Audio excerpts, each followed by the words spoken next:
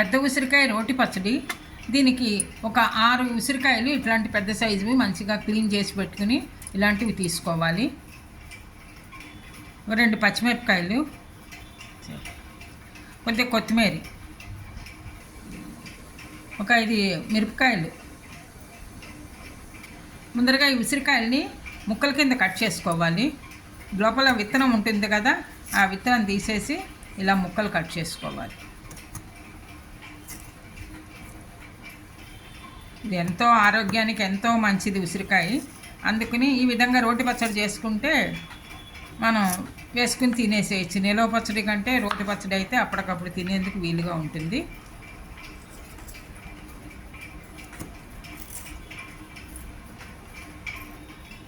మొత్తం కాయలన్నీ గింజలు తీసేసి ఈ విధంగా ముక్కలు కట్ చేశాను. ఇన్ని ముక్కలు అయ్యాయి, కప్పుడు ముక్కలు అయ్యాయి ఇవి. పచ్చడి తయారు చేసుకునేందుకు ముందరగా ఒక ప్యాన్ పెట్టుకుని 1 స్పూన్ ఆయిల్ వేసుకోవాలి. ఈ తరిగి పెట్టుకున్న ఉసిరికాయ ముక్కలు వేసుకోవాలి. వేసుకుని కొద్దిగా మగ్గించుకోవాలి. ఇవి ముక్కలు మగ్గుతున్నాయి. ఇందులోనే 2 పచ్చిమిరపకాయలు ఇవి కూడా వేసి ఒక్కసారి ఇది కూడా ఫ్రై చేసుకుంటే చాలా బాగుంటుంది. పచ్చిమిరపకాయలు ఇలా వేయించుకుంటే బాగుంటుంది. ఇట్లా వేడి వేడి నూనెలో బాగుంటాయి.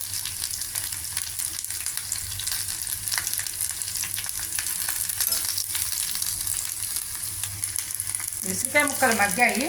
ఇలా గుచ్చితే కనుక మెత్తగా ఉంటే కనుక మగ్గినట్టు. మనకి రంగు కూడా మారింది, కలర్ కూడాను. ఇవి తీసుకుని ప్లేట్లోకి తీసుకుని చల్లారి పెట్టుకోవాలి. అదే ప్యాన్లో మిగిలిన నూనెలోను కొద్దిగా 1 స్పూన్ మెంతులు, 1 స్పూన్ ఆవాలు వేయించుకోవాలి. ఇందులో మిరపకాయలు కూడాను తీసుకున్న కారానికి సరిపడా మిరపకాయలు.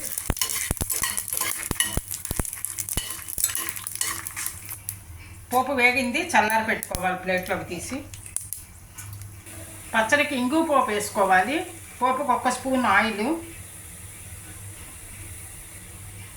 1 స్పూన్ మినప్పప్పు, కొద్దిగా జీలకర్ర,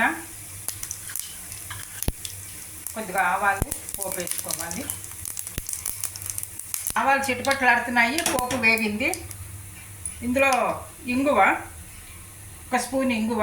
మంచి ఇంగువ వాసనతో గుమగుమలాడుతూ ఉంటుంది పచ్చడి ఇలా చేసుకుంటే. అందుకని కొద్దిగా ఇంగు వేసుకోవాలి.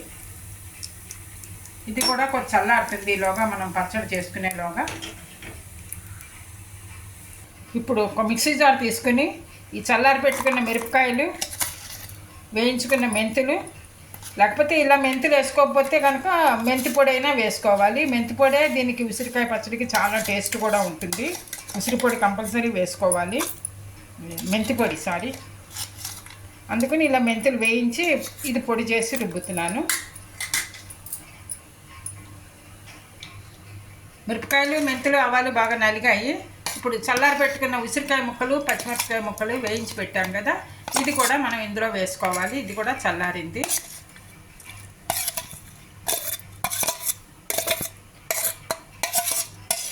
తగినంత ఉప్పు,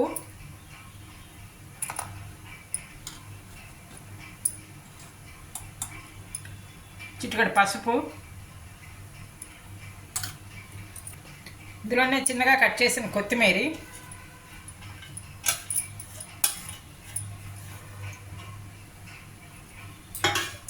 ఇది కూడా వేసి మిక్సీ చేసుకోవాలి.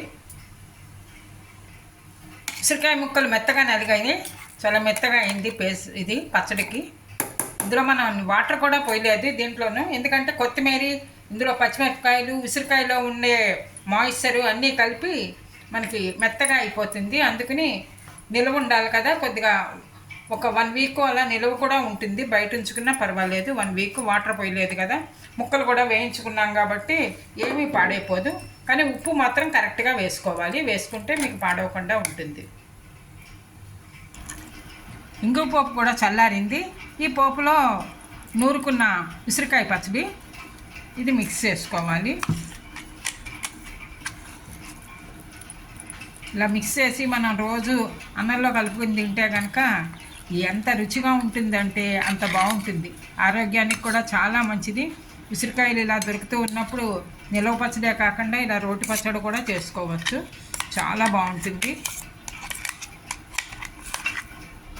పెద్ద ఉసిరికాయ పచ్చడి ఇలాగ మనం కంటైనర్లో పెట్టుకుని ఎయిర్ టైట్ దాంట్లో పెట్టుకుని ఒక 1 వీక్ నిలవ ఉంటుంది. ఇట్లా చేసి పెట్టుకున్నా బయట పెట్టుకోవచ్చు, ఫ్రిడ్జ్లో పెట్టక్కర్లేదు.